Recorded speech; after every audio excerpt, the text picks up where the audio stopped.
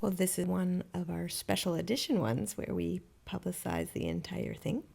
Minus the members edition only, where we have the erotic insert, where we actually put into practice what it is that we are speaking about. Exactly. So this special edition I'm very excited about. Men are going to be learning a lot about their own bodies and how to be masterful without being too tame. And if you want to check out how to train for that, then check out yafab.com. Also, at the Embodied Love University, we're going to be having a men's community where we go into what it is to really develop your sexual mastery, intimacy mastery, and relational mastery. But if you're listening to this as a member, then that erotic insert will be in there. And if you are listening to the free version, then you might want to go ahead and get that membership, because this episode is quite spectacular. I had a lot of fun doing this one with you. Yes, I did too.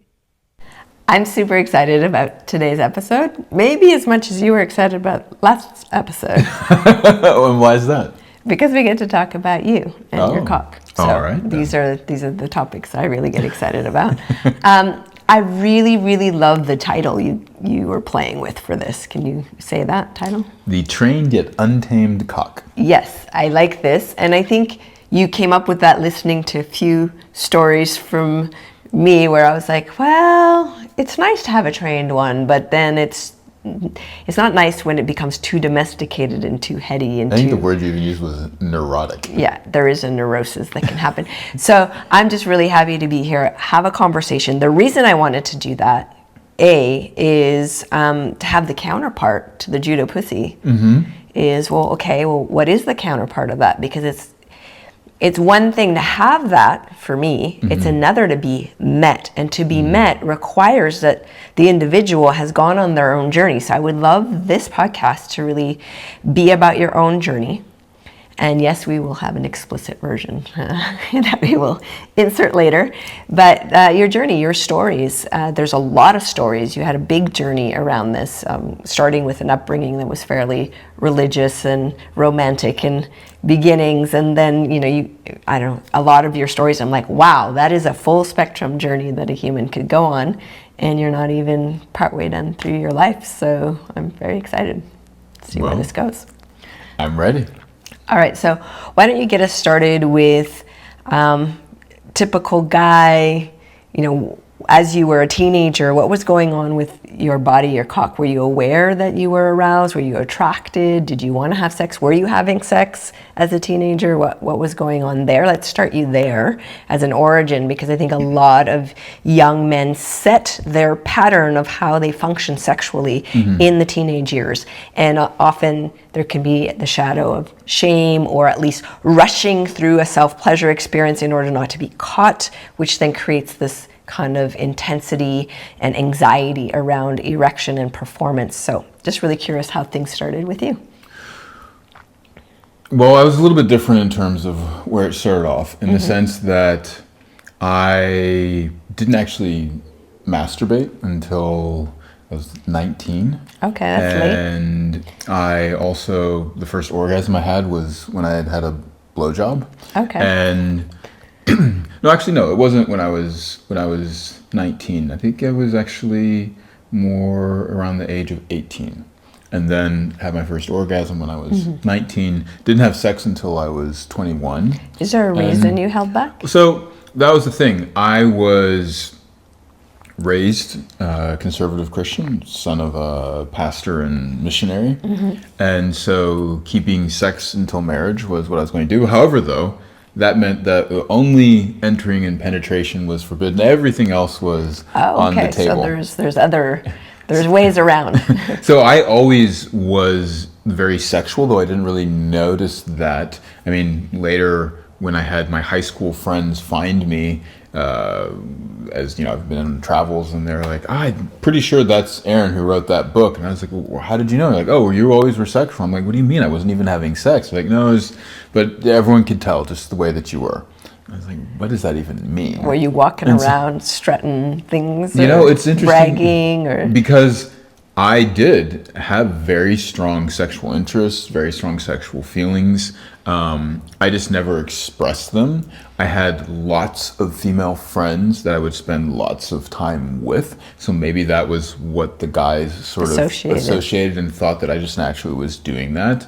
It did develop my friendship side to women, and because I was also a person that was into massage and touch and would read books on that, I think I was very free with that sort of expression. So wasn't it a teacher who was doing hand massages or something that inspired your into massage? Yes. Yeah. I mean, it was on a Christian summer camp bus, and I saw one of the female counselors giving a hand massage to one of her female, I don't know what you'd call them, people she was looking after. Not a cadet, because that's more military school time, but that she was watching over, and they were one of her cabin girls or whatever, and so she was giving a hand massage and just talking about that, and all the girls were very interested on how to do a hand massage, and I was sitting there and I was like, I'm interested too. And then after she finished, I'm like, could I give you a hand massage to the camp counselor? And she was like, sure. I mean, a person who gives massages doesn't typically get to receive them, and so I'm giving a hand massage, and she's, oh, that's really nice and everything, and of course all the girls are watching there, and then I just started giving hand massages to all the different girls. Different than a hand job. Yes, definitely different. Well, it's funny that's why you're so naughty and renowned for your sexual prowess. The hand massage jobs? Yes. Well, that was the thing, though, is that to actually have crossed that line, though, from the sensual into the sexual was something that really happened later in life, and was something that I contained inside myself. And in terms of my own self-practice, I mean, I just remember in my teenage years having massive erections through the night and waking up to the point where my cock would be aching, but it never occurred to me to go ahead and masturbate to quote unquote relieve myself. I just held the energy, and I remember several times in the middle of the night getting up and running cold water over myself and just being like, oh, what do I do with this? Breathe through it, everything else. And good thing you didn't know me back then. What does that mean? I would have helped you out. And so it wasn't just though during my teenage years, but even before that, I remember being in church wearing very tight pants that were church appropriate, but they were too tight and they would agitate me, and I'd start getting these erections. And I remember my mom sort of being like, Aaron, quit moving, quit twitching, quit jerking around, like pay attention. Yeah. She didn't know why I was, but I was literally trying to adjust. And so that's uncomfortable. And so when I went off to university and started to buy my own clothes, I remember the test that I would do, I would go into, because I was doing Taekwondo and martial arts. And so I would go into the change room, buy pants, and if I could throw a high kick, not tear the pants and feel comfortable in them, I was like, yes, these are pants that I can be comfortable in. I actually remember once a client who was a teenager who was really distressed about his erections. He happened to be on the larger side, so it was extremely obvious, and it was he said he was humiliated publicly so many times because he didn't have control of it.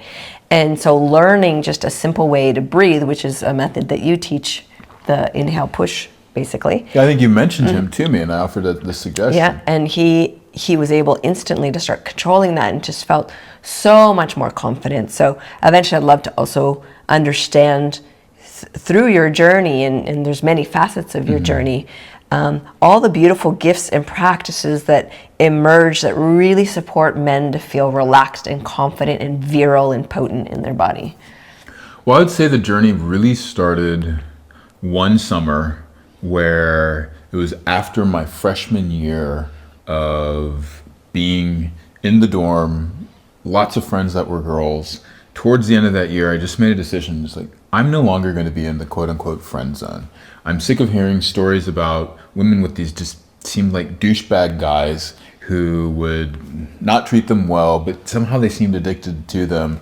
And I'm like, I just feel that I'm kind of a friend, and I frankly think that I'd be a much better lover. And so literally I told my roommate about this, and we jokingly called it the F stamp. And so then the both of us said we're going to eliminate that. And I just You started. mean like a friend stamp? Yeah, like the friend being friend zoned. I call it the F stamp. Okay. There's an F on your forehead. Okay. And so I just started changing the way that I was relating to women, and quickly then it was like I had 10 sort of hookups and stuff, but I still wasn't having sex. And so then that summer I was in, I think it was a Borders bookstore, and I'm in the massage section of the books, which I always love to do. And then all of a sudden I was like, oh, what's this? There's a section here on sex. And I remember seeing the multi-orgasmic man. Okay, and cool. I was all about having these experiences in my body. And I'm like, that sounds pretty cool. Yeah. I want to do that. Yeah. And so then I literally Who doesn't? flipped that book. Exactly.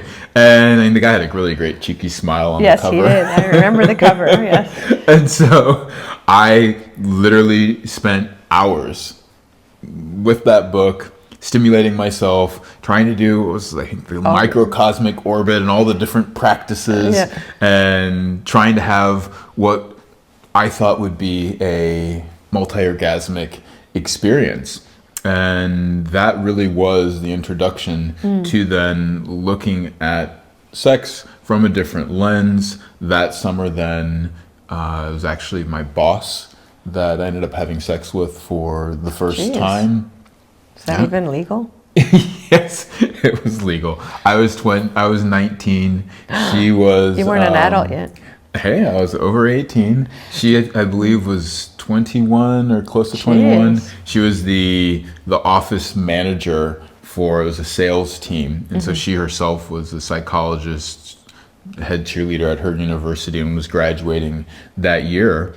And yeah, so that's a whole other experience. Yes.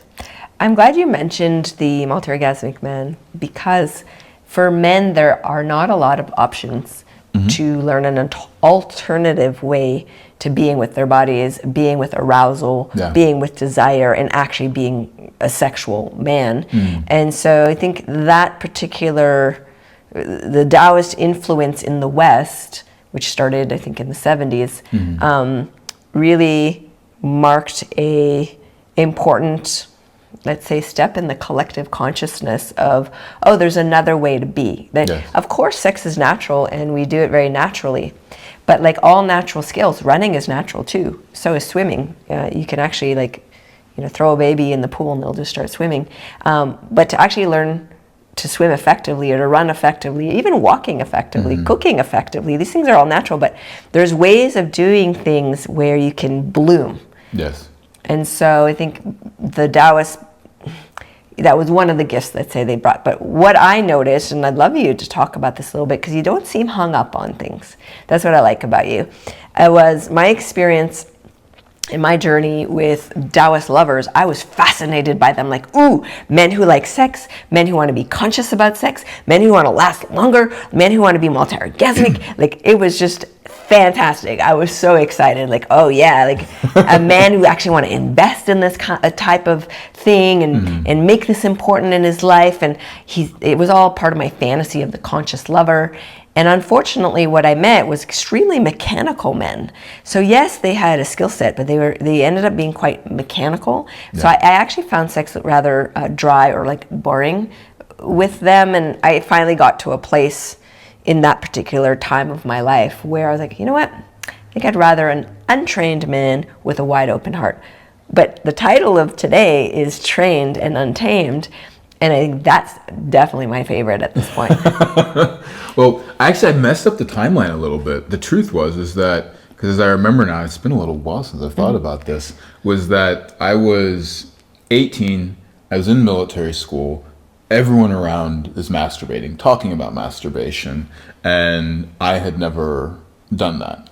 And so it wasn't until then I had turned 19. It was over my Christmas break. And I remember because I had met up with my friend during Christmas break, and he said that there was like grass in the grill of my car that I had driven, because I had kind of driven through some grass. And he's like, "What's the grill? What happened to your car?" And I'm like, I had my first first orgasm. It was an amazing blowjob. And he was like, okay. And I was very excited about that, except that when I actually told him about the experience itself, it was the blowjob that I was interested in. It wasn't the release that I liked. In fact, I remember feeling this energy drop the first time that I'd come, and I'd never felt anything like that before in my life. And I was like, that feels a little bit odd, and it's not how I would expect all these things to be spoken about. And so it wasn't then until I went through my freshman year of university, and then that following summer, after that freshman university, did all the practice. And then it was finally during the following summer after that, as I was starting to get ready to head towards, it was just maybe the summer before turning 21 at that point, then I had the experience with my boss. But it was all after this whole experience of training. And so I had a different orientation on, it's not really the orgasm that is the most sensational part. It's all the stimulation and sensation that you can feel building up to it. But since it was from a book and I was experimenting and doing different things on my own, I was never told this is wrong to ejaculate or that you should ejaculate. Yeah, I think that's an important point, because there's a few schools of thoughts. One is that you need to. It's a very important thing to do it, and if you don't do it, you're going to be blocked and have problems, and it's going to be not good for you. There's a whole other school of thought, if you do it, it's like really, really bad. So I think that creates a neuroticism in a man's mind and body when he can't just be natural. And so what was called, how do they put it? Ejaculatory control, I think was what it was called. I preferred the words ejaculatory choice, which is now being predominantly used, but it wasn't when I first was exposed to this stuff. And I'm like, being at choice is what feels like that's empowering, like where you can choose in the moment how you want to express your experience. Well, the piece that landed for me very early on is that it never came from a should perspective. It was, I'd like to experience a multiple orgasm, full body orgasm. So it was always pleasure driven. So all of the practice and everything that I was doing of self-pleasuring was always around, how do I get to experience more pleasure? Not, here's a dogma or an ideology that is going to guide me, and if I don't do that, then it's not going to be good. I know in your timeline that you had an injury and there was a lot of things that you had to work around that. Prior to the injury, though, I kind of want to understand, like, okay, a bit how we visited with me. Like, what was it like before you had a trained pussy? Like, before I had a trained pussy? Me. Yes. But then asking the question to you that you asked me in terms of what was it like prior to have sex. So were you lasting like super long? Like that first time, did you go for hours and hours, or like, Well, that's a great question, because when I first started to self-stimulate, I remember the first time I masturbated, like I actually was like, there's nothing happening. I'm not ejaculating. Like, this feels really pleasurable. Then the first time I ejaculated, then I was like, okay. But then my body could easily go to that default. But since I was cultivating a practice of, how long can I just last for? I mean, I would stimulate myself for hours. And I remember the first time I spoke about masturbation to a friend, we literally didn't think we were talking about the same thing. Yes. So you could last for hours alone. Yes. But how did that translate? So then I was like, this is cool. Okay, well, the first time I have sex, it's probably going to be similar. It wasn't. What happened? Well, I mean, it was definitely under 15 minutes, I would say. Okay, but that's still like pretty good. I'm also, maybe it could have been under 5. I don't really, I just remember it as opposed to me going into like levels and levels of pleasure and just continuing. I was like, whoa, okay, there we go. And so, elements you couldn't control anymore. They were precisely like the pacing, the rhythm, there was just a much stronger, deeper charge I did remember very much being at choice about going into the experience. Yes. I remember actually being sensitive enough to myself to tell the other person they were climbing on top, and she was climbing on top. And when she did, she was just so eager to get it inside herself. I remember it actually not feeling comfortable. I'm like, whoa, slow down here. It's like, feels like it's, even with a condom on, it was like kind of like pulling and causing pain on the skin. And so I remember like getting them to slow down. I remember then like building up a rhythm, falling into sync. So you're already a different lover than some. Well, I mean, there was a taking control of it, but this immense amount of energy all of a sudden when it hit was at a whole other level. And I just remember being like, whoa, okay, let's we're gonna have to do another level of training that involves with another person. Well, I want to talk a little bit about my experience of what I call like a conscious or awakened cock, because I feel that it belongs to all people with cocks. They can wake up and make their cocks conscious. But it does require some training. It's not like you're born into it. So my experience is there's a charge that's bigger than the actual size of the physical cock. So when you are penetrated by a cock like that, it's so big that it feels like your whole being gets penetrated. Like that there's this, if you can imagine the physical cock and then this energetic cock that's way bigger. Yes. That then enters. And so that you get a feeling of fullness that goes beyond the physical. Yes. And that's addictive. Once you have that experience, you don't really want to go back, because no matter the physical size of the cock, I've had plenty of different sizes, and even some very big ones, I felt nothing because there was none of the energetics in the experience. So that's a really important one. There's a particular, I don't know what it is, frequency, presence thing of an awakened cock that fills the space, all of the space, not just in the pussy, but in your heart, in your soul, in your being, in your cells. And whether or not you're wanting that level of intimacy, it just actually happens. It's like that. And then there's the trained aspect of being able to surf the waves of pleasure and not be taken by them. That's like a level of mastery that I find really hot in a man who's taken the time to really understand his own nervous system and his own pleasure capacity, and to also understand that there's a rhythm to arousal. And with men who don't have that understanding, which they can learn, I've experienced them being a lot more rapid, anxious, and then they're like, okay, job done. And I'm like, no, we just got started. So, and always kind of like getting their reaction. But I lasted this long. I'm like, that's not that long. Like for me, that I'm just getting started. So I think in the collective of, say, untrained. And those are typically guys that go 15, 20 minutes. Correct. So they feel they did a good job because they lasted longer than 5 minutes. But in my body, I like to make love for hours and hours. In fact, one of our friends the other day was just like, but I like to make love for hours, not just for a few minutes. So to have that experience requires that your lover really knows himself and actually enjoys the erotic experience. Because I think some people use sex just as a stress relief. They don't actually really enjoy the whole nuance of the experience. So I'd love you to perhaps take us a little bit on a journey. And know you had an injury which taught you a lot. But I want to understand, were you aware of developing the energetic cock? And were you aware, to share about that awareness if you did have it, or your own version of what you were aware of?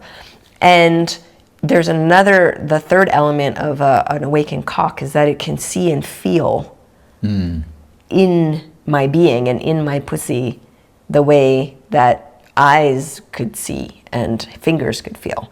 So having that incredible amount of attunement where, you literally know that I'm going to orgasm before I'm going to orgasm. That level of attunement is powerful, because then you can regulate rhythm and experience so that the pleasure gets really expanded and moved. So just want to dive in that direction. Okay. Well, it started with really doing massage and being able to see things or sense things with my fingers, my hands, my whole body, as I then involve my whole body in a massage to be able to release tension or to help a person just feel themselves more, have pleasure, etc. And so then when I started to look at, okay, well then how do I actually apply that same touch to a vagina internally, where one can't see, but feeling through the fingers, then the natural next step was, well, how do I apply that with my cock? Well, could you share a tiny bit? Like, what were you doing? Is it self-pleasure that was teaching first some awareness of different sections of your cock, or? So it wasn't, I would never, I think I did like a training, let's train myself to have a cock that can see. That's something that I have built later, but it came from one, really stimulating myself in a way that I would feel my whole body, feel the room, so that my cock wasn't separate from me. So when I was doing all that self-practice. And then when I went into a sexual experience, very quickly, once I just would take the time to sort of calibrate the amount of pleasure and the rush of being with another person, then I just did the same thing that I was doing with my own hand. And I wasn't paying then attention to, okay, I just need to last. Yes. I was paying attention to what feels good in my body, what feels good in their body, noticing that they would match up, and really feeling the breakthrough that, oh, what is feeling good in my body as the pleasure builds up, being built from a place of mutuality, isn't something that is separate from the other person. I feel so many guys, when they would talk about trying to last longer, is they would distract themselves, or you'd hear like, oh, you got to count sheep, or think about grandma. Poor grandma. She always gets brought in to, like, you know, it's like, oh, think about your grandma. I'm like, why you got to bring your grandma into it? I mean, like, I was gonna say if that's your kink, but anyways, like, it's like, why even bring in someone else's grandma? It's just, if it's something that turns you off, then the truth is it's going to turn off the person that you're with, whether they know that you're counting sheep or thinking of their grandma maybe. And instead allowing that pleasure to really guide. And so then when you start to feel that, you start to pick up on, well, what are the common cues of a woman's body as she's moving in a certain way, expressing herself in a certain way. But this idea of energy always was sort of spoken about in such a vague, woo-woo way that it's nothing to do with the physicality, it's all energetics. And so then I was like, okay, so that means energy and the physical is separate. Well, then I guess I don't feel energy, because whatever I'm feeling is very much tied to the very physical body mechanics, even if one isn't even moving. And so what I didn't realize was that what other people were talking about energetics, I was just experiencing as full body sensation, buzzing, and then it sort of grew from there, because essentially I was tapping into almost the nervous system and the bioelectric mechanical body of myself and the other person. Well, you think about like a really experienced body worker, and I'll say that I was one of those. My clients would intentionally not tell me about a certain area of their body that was really hurting. They're like, I don't want her to go there, it hurts too much. And they would say nothing, and I would start at their head, and suddenly my hands, like there was magnets, would go straight to the part that needed it. Yes. And they're like, I intentionally didn't tell you to. And this happened like 100% of the time. So there is something in trained touch, whether it's hands or a penis, it sounds like, where at some point you're just feeling where there might be dissonance in the body, and then also where resonance is in the body, and ways of being with that body part, so that there's more blood flow and more aliveness that comes from that space. So it seems like touch. It's touch intelligence in some ways. A lot of that started again with my own self-practice, you know, where I would be touching myself, knowing where my hand is, even though I wasn't looking on my penis, And at the same time too, when I would even give myself a massage, because I was playing sports and had pains and aches, listening to, oh, I haven't learned this technique to go ahead and relieve stress from here, or tension or pain. And so, but by breathing and moving and starting to manipulate with my hands the different tissues of the body, I could then feel, okay, this is what I need, this is what's going to take me in a direction. So there's this kind of cyclical education pattern that I gain with myself that then because you were actually willing to listen, because this is the complaint. Again, I wasn't going for an orgasm or not to orgasm. But I think one of the big complaints from women is that they can't seem to be ever able to give any feedback, even about touch sensitivity, because the person gets offended or shut down or annoyed or like, I am going slow, what's your problem, right? So a really good lover, not just with his hands, but with his cock, has that kind of touch sensitivity where they're willing every day, even if it's with the same partner or different partners, but every day to be curious through the experience and actually allow the experience to teach them something, not just come to the experience, I know everything, it's gonna go this way, and that's how it is. And then literally the amount of women who've said to me, yeah, the guy I'm with, he said there's something wrong with me because he's been able to please all the other women before me and I'm the difficult one. Well, for me, I found it such a blessing when I had a partner that would share insights into what they were feeling, into what they were doing, what they wanted more of.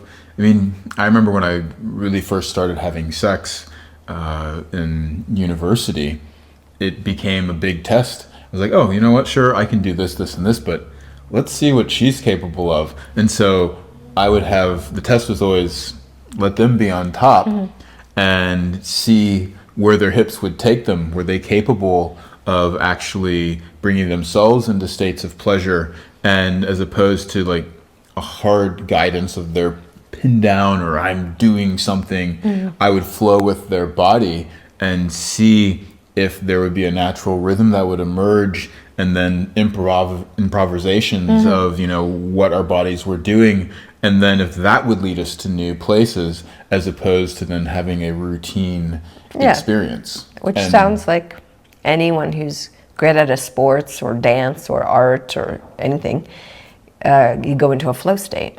Yeah. I mean, I think if, for instance, if you're playing basketball and you know you're a really great basketball player, sure, you could go ahead and just beat the other person, but sometimes you sort of want to see, okay, well, what are they capable of? Where are they at? What things are they doing differently? What can I learn from every single experience? And that's how I started to approach sex then. So we did an episode where we talked about your injury, and we talked a lot about the YAFAP program, and so for listeners, you definitely need to check out that episode. But I want to just bring a little piece of that here, where, I mean, not all men are faced with the fact, I mean, we had a doctor literally say, I have no idea how you even had any use of your penis for the amount of scar tissue that you had, because it was a pretty severe injury. You were still functioning sexually, meaning you still had a partner, you were having sex, and from the stories you share, the women were like very happy with their sexual experience, and you were like, this is me at befuddled. This is me at 10% or less, like how can you be happy? And they were happy. Would you be willing to share just a little bit of some insights of the gift that the injury brought you in terms of the learnings, and then your own like maybe insights of the quality of sex that normal people are having, that an injured cock could feel more pleasurable to someone than anything else they had. So if those two elements we could dive in bring there. in. Yeah. Well, I had been masturbating one day I remember at that point, for me, I liked to compete with the porn stars. And so I would try and find the largest, longest clip of pornography I could find, like anything, like literally in the filter go for 40 minutes plus.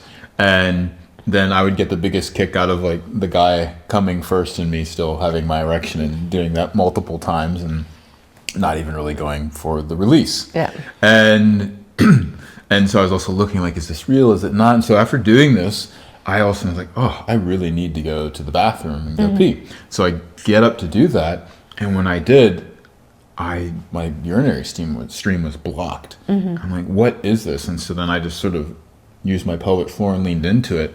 And it took several attempts, but something was moving up my urethra and cutting me from my bladder all the way to the tip. Later found out that it was a kidney stone and that it had been lodged. And so this Just pause there for a second. So for any man out there or a partner to a man, a kidney stone going through the urethra and cutting and causing scarring is actually common. Yes. It's common, and it's not properly handled by doctors, in my opinion, because once it's out, everyone just kind of go, you're fine now, it's out. So I just want to have a little pause there, because if that has happened to you, then there's definitely ways where you can recuperate not only full function, but actually even enhanced function. Well, and what I ended up doing after that was it completely changed my relationship to going into pleasure seeking and more into pleasure regulation. Okay. Because what I noticed was that now doctors would tell me, oh, there's nothing wrong, we can't see anything. I mean, there was actually a bit of the stone that was still lodged, like deep inside in the tissue. For years, right? For years, that I could feel myself. I think it was probably around 8 years until I finally got that unlodged, which I did myself using a urethral sound, which, I mean, any doctor that hears that or urologist is like, you're crazy. Like, I would never recommend that. How did you do that? Tell me. And so but what I noticed was that I would have to use all these skills and acquire skills to regulate my pleasure to go to a certain level, because if it went too high, then I would just ejaculate sometimes without even having contractions, not necessarily having the full without an erection sometimes. Precisely. Yeah. And so it was as if there was an energetic block that was going on there. I use that word now. I just felt it as a cap on my pleasure. That was the word that I used then. And so this gave me a couple realizations. One, I started to realize, okay, I'm having sex with women still. Well, first of all, one, doctors say that everything's fine because I can get an erection, I can maintain an erection, I can ejaculate. The fact that I'm having sex for now 20, 25 minutes or so, no issue, and then I'm having to regulate pleasure, they're like, well, that's above and beyond the norm, so you're doing great. Like, what's the problem here? I was like, okay, so this is the reality of the medical field, which is very much around reproduction and the function of sex to reproduce, which in that case, I could reproduce, technically. And and then the other part was, the second realization was that with my female partners, that they're like, this is incredible. Like, what do you mean that you're kind of at your max? I'm like, well, I can feel that you're at like maybe the 20th percentile of your pleasure that has unlimited capabilities. Not to mention, I feel like I'm operating here at 10%. And they're like, this is amazing. This is the best sex I've ever had. And I realized, wow, okay, the bar for good sex is just extremely low. And the bar for good sex for women isn't just that you have a penis and that it gets hard. That's nice, of course. But good sex is also like, how connected are we? Yes. How attuned are you to me? How much can you read what's going on? How sensitive are you in the cues of picking up what's really lighting me up and what isn't? So how open and available are you in your heart, in your presence, even if we're not in a long-term experience? Are you actually there? Like I said, I was much rather have an untrained guy with an open heart than not. So are you actually here with me, or are you somewhere else, or thinking of somewhere else, or doing something else? So there's a lot of elements that make sex good that you just naturally, I think, developed because of who you are, and that you care for people, and that you are interested in sex, and you like pleasure, and you're very sensual. All of those characteristics are there. Plus then you had the challenge of the actual function of the cock. Well, some of the things I had to my benefit was that I had friendships with women for a long time before I became sexual with them, which I consider this, the F stamp, as I mentioned before. But the truth was that actually allowed me to really listen to, feel the emotions, have empathy, and that form of connection, which when you're with a woman who maybe hasn't really had that great of sex on a physical level, it's the emotional connection, the feelings of romance.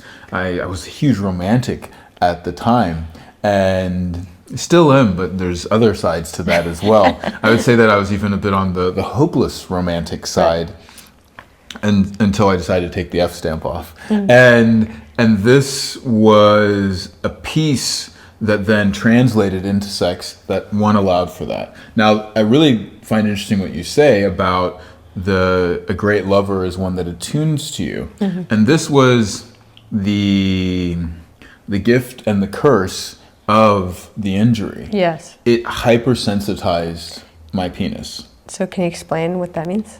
It meant that I could feel my penis at all times, everywhere, everything that it was doing. Every sensation. Every sensation. Even if you wore a condom? Condomless, in my pants, no contact. Like my cock would feel another person's arousal in the room, and just it was like a tuning fork. It would go ding, and it would just start to buzz, because one, that place was so activated that it could almost be uncomfortable. But at the same time, there was a sensitivity that was there that made it very easy to attune to the other person. The second thing that it did was that I would very quickly go into high states of pleasure, because where, most people would never really need to be stimulated because of where the stone was lodged. It was constantly stimulating that nerve. And so I was just in high states of pleasure. And so then I gained the other bit of knowledge, which is not just the hypersensitivity of being able to tune and feel into what's happening in the other person's body before they would even recognize it, is that it gave me the insight of, oh wait, one of the biggest turn-ons here is my level of pleasure is being tuned into by others. So as long as you're not seeking out pleasure from maybe a more mental standpoint of trying to hurt or harm the other person, or just because you've numbed yourself out, and so you need it a particular way, as opposed to tuning into the other person, feeling that pleasure as one's own as well, or feeling one's own pleasure as their pleasure, from that genuine place, the bodies actually are built for one another. So this idea of, well, it's his or her pleasure, giver or receiver, and you need to turn take, never at all was the truth. I think that was before you even knew what section sex was the origins already started quite a long time ago.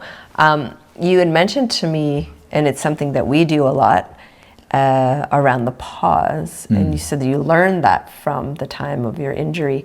Tell us more about that, because I feel like that's another mastery skill. When a man understands the pause and doesn't just go, I can't stop moving because I'll lose my erection. That's when you're now in the neurotic or anxious side of sexuality. So could you explain a little the healthy side of pausing, what it actually does to the erection, what happens, what you've noticed happen in the vulva, and then what you notice happen with shared pleasure? Well, before the injury, I would be having a sexual experience, and I would feel the charge and the urge and the buildup, and just, like a stallion, just drive into the orgasm and then completely continue through. And then go until my partner was, exasperated. Well, all of a sudden now, when I had the injury, I would notice, okay, my pleasure doesn't expand into this state where then I need to sort of regulate my pleasure, because then it'll just end sooner than I want it to, sooner than the other person will want it to. And so I would take pauses. But then, as opposed to just judging myself and saying, see, you're not capable. Correct. What's going on? I observed that the other person wasn't complaining. Pause is so hot. In fact, that pause would allow for one, if they had an orgasm, that they could integrate that level of So pleasure important. into their body. Otherwise, you stay in kind of a sympathetic orgasmic state. Well, tell a little bit, like, what is it like in your body when you have a strong orgasm and then a person just continues to plow away versus actually pauses and allows you to integrate that? What does that mean, even to integrate one's pleasure? Well, there is something to kind of just, keeping moving Yes. and riding and a wave and kind of slightly pushing me into the next expressions. Sure, there's something Yes. to that, a bit like when you're hiking very intensely and you see the top of the mountain, you're like, oh, let's just keep going and don't stop because we're going to Yes. get there. Sure, okay. But the way better sex is when I have an intense orgasm and then there's a stillness a little bit that comes after. Because in that stillness, it's hard to describe, but it's when there's no movement, you have huge access to the energetic experience and the sensations. And the more movement, the less awareness of that. So I always noticed that it was this weird like yin yang. Like if I'm moving very physically, there's more physical sensation, but I lose track of the energetic. And as soon as the physical sensations diminish, then the energetic really comes online. So if I've had a big physical orgasm through the act of moving and being sexual, then that pause allows for all the nuanced sensations to really come online. So sometimes it feels like this delicious, very light mist that moves up and through the body and then kind of like, I don't know how to describe it. Scintillate? Is that the word? Like the scintillation, like it, Yes, okay, it's like all the senses start to vibrate. Yeah. and it's a vibration, but soft, and it's so soft that if we move again, I lose it. So if I'm given a moment, there's that. Then Yes. there's the calibration out of the sympathetic, which is very intense arousal, into parasympathetic or relaxed arousal, where then my whole body becomes even more sensual. And then I notice, like, in my own physicality, the pussy or whatever, there's another layer of wetness or softness that happens that then contributes to yet another big, crescendo. So I find the pause very, very sexy. I find the pause really important so that there isn't a buildup of tension in the pelvic floor or in my lower belly or around my uterus. The pause kind of allows all the tissues to go, okay, and the pause also find it very like bonding. There's a moment of maybe looking into each other's eyes, or if I can't see your eyes, you're behind me, just feeling into your heartbeat, feeling your breath. And so intimacy on another layer seems really loud in the pause. And I find that important for later, after the sex, where I need to kind of feel who I am now after that experience. And am I integrated? Do I feel alone? Do I feel connected?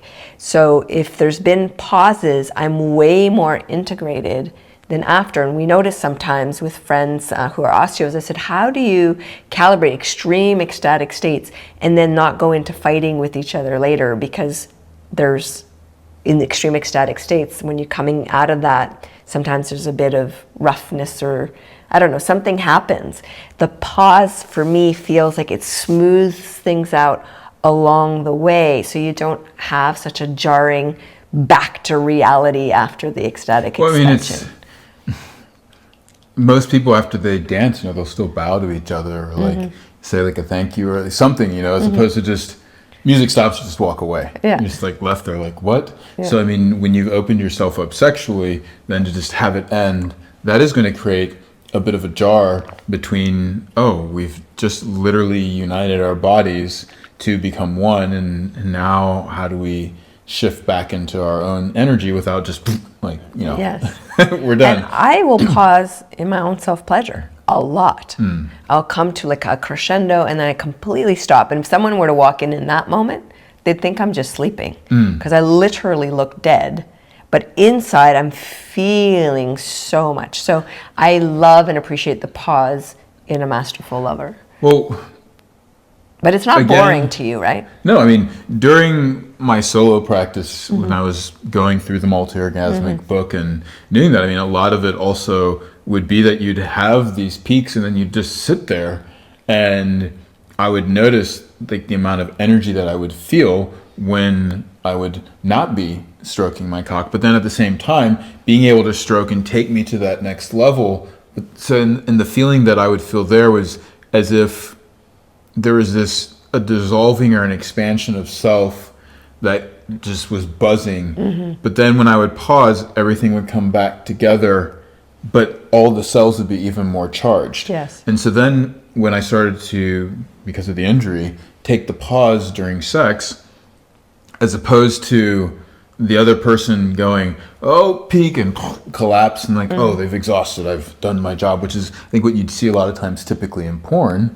Well, now all of a sudden, there was instead this explosion of pleasure and then this tingling that would happen. And then as the person began to like literally reintegrate back into their own body and become aware of what was going on, then all of a sudden they were ready. Their body would just naturally start moving. But the amount of current, the pleasure, the electricity that I would feel between myself and them would be at a whole other level. And then from there, the whole cycle would start. So as opposed to having this kind of crash, it was this constant up and up and up, and always wondering like, wow, where, and at the same time, a depth of connection, because the person could trust you. They didn't have to worry about you sort of overriding their bodily systems. Well, we spoke about how like a trained pussy can be also healing for a lover to experience. I absolutely know, because you've shared stories, not only with your ex-wife, who you both went through a deep sexual healing together, but sometimes, just a casual lover, and their reflections of the impact of being with you. And I'm just curious, like, if you could list off some of the traits that emerge from women who you blessed with your presence. Well, I think it's a blessing. I think if someone's cultivating this much and then consciously choosing to engage with a person, you're bringing a gift to that person, whether you have a female or male body. If you've done this, I've always said that now you need to be more selective, because you're suddenly integrated in gourmet, and it will impact in such a way where the person could become instantly addictive or think they're madly in love or, whatever. So there is, obviously some conscious choices to be made around that. But say you've made those conscious choices, you've had the experience, you're getting the reflection. I mean, I can give you my reflections of experiencing conscious cock, but I think it would be nice also for people to hear. So this is a difference. I'm glad that you bring up this piece on a person potentially becoming very addicted, because I did not notice that happening in the relations that I had. In fact, it was the exact opposite. So I definitely would see the guys in university that would do, it seemed a lot of times maybe less about the sex, but the romantic gestures that they would do, or maybe that they would actually maybe just use the girl and then not really want to see them, and then that girl would want to prove herself and to keep coming back. And so there was this sort of addictive quality of wanting to affirm themselves, that when I actually would talk to my female friends, I'm like, well, tell me about the physical side of it, and it never really seemed that spectacular, but they were hooked though, because what they really wanted was a validation. And so in the sexual experiences that I had, I noticed that the women that I shared myself in my bed with, and not always a bed, could be, lots of places. Remember the library at the University of Michigan. Anyways. Maybe that's why you chose the librarian card. Why I chose the what? The librarian card. Oh, geez, for the cards that you showed me for the full moon. Yeah, maybe so.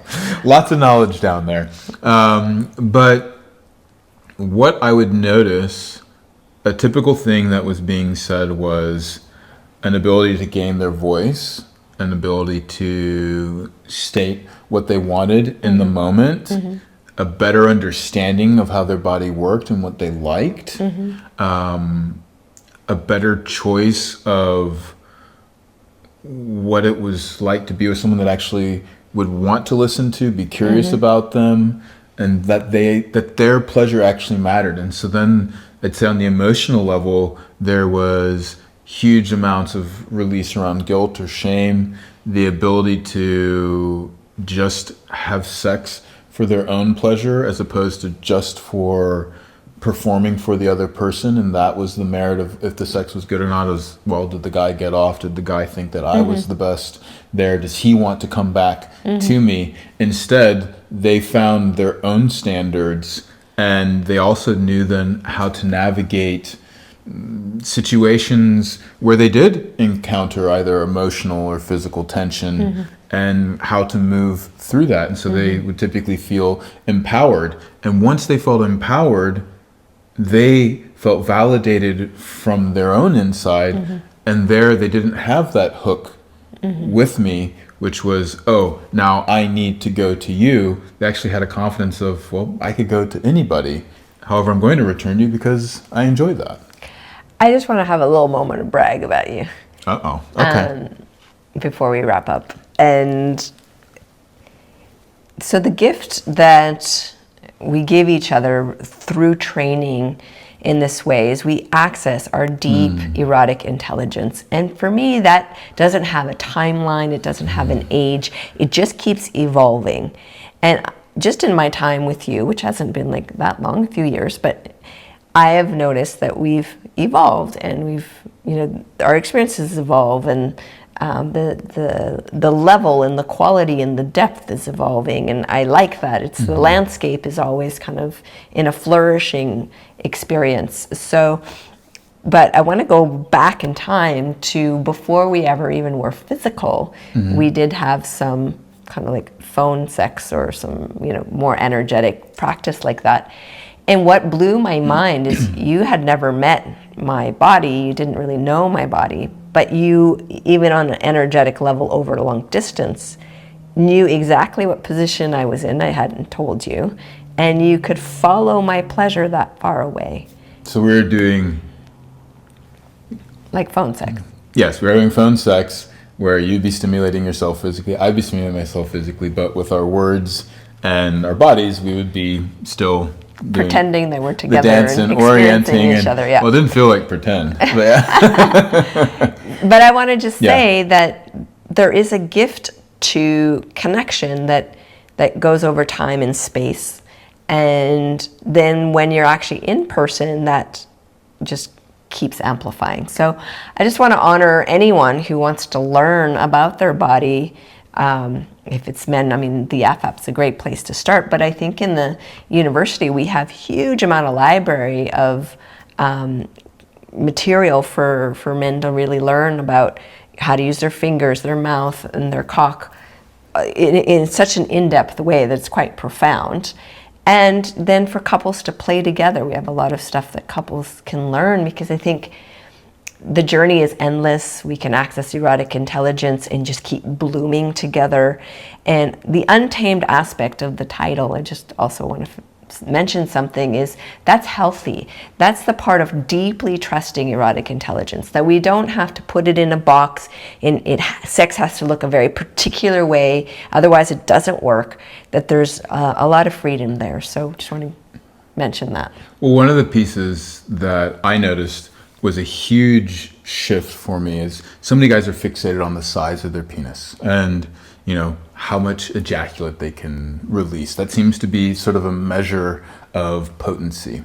And when I had first unlodged the stone, I was with my partner and they're like, oh, I want to try this out. And I remember my cock wasn't even erect after I released the stone, and it was standing out. And I remember this buzz that was happening further out than the physical head of my penis.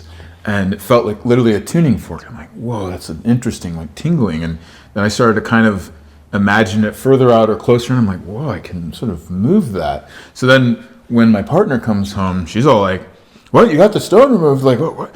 Let's try it out, And I'm sort of in this very altered state. I'm like, okay, let's go for it. And we're having sex. meaning I'm actually inside her, penetrating her, and there was a building across the way from where I would be doing pull-ups in my room, and I would look out the window and see myself sort of doing the pull-ups from over there, maybe as a way just to get more sets in so I wasn't just burning through my arms. But I remember going, okay, well, what if I move that little energy buzz kind of to her stomach now? So it's like, all of a sudden now it's like in the stomach. She kind of goes, oh, like this. And I'm like, oh, how about to her heart? She's like, oh, like that. I'm like, well, that's interesting. She seems to be like feeling the sensation, and it's clearly now like going beyond the length of like any person's penis, because it's this sort of energy. This is where I probably first really like got a taste of energy body beyond the physical realms. And I go, what if I put my mind like over the yard into this other building? And when I did that, there was literally a pop, like as you cracked a knuckle or something, like in the top of her head, and she just goes like that and goes, whoa. She's like, what was that? I'm like, whoa, what was that? And she said that she just felt that my cock had just penetrated through the top of her head. And I was like, wow, okay, so this energy thing is really beyond the physical limits of what we imagine our bodies can do. And I imagine this is what you're saying by, well, some guys, like they might have a really big one, but I literally can't feel it, versus someone that has a relatively small penis or even a very small penis, all of a sudden you can feel it throughout their whole body. So part of that is really in these practices, as opposed to this is the ritual of the practice, it's how can we start to really feel our whole bodies while at the same time attuning to our partner's body, and then growing our pleasure capacity. Absolutely. And bringing that into the expression, whether it's through our penis, whether it's through our hands, whether it's through our tongue, our mouths, our whole expression with touch, with presence, understanding the erotic mind. Like, it's all in the Embodied Love University. And this November, 2025, I am putting together a program for men that will grow into a community aspect as well of the Embodied Love University, because this is a lifelong process, and having people with whom you can communicate about it with, actually having practices that you can integrate into your life, and a big one, which you mentioned, which is eventually, if you don't, or if you do, a partner to practice it with. Just take things to a whole new level, and you start to understand that making love is something that you actually learn to do. It's something that you fully embody, and it's a life skill. The same way learning how to cook or learning how to deal with finances and all these things. So, well, I'm very excited, and so definitely check out Embodied Love University, all the courses there, and I can't wait. There's another episode we're going to do around cocks and condoms, which I don't know what we'll have a title for that, but I'm excited for that, for a whole other level of empowerment with safe sex.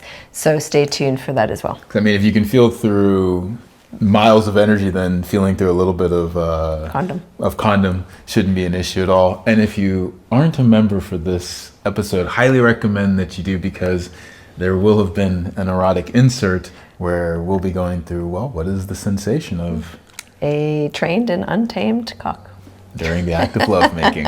Audio insert.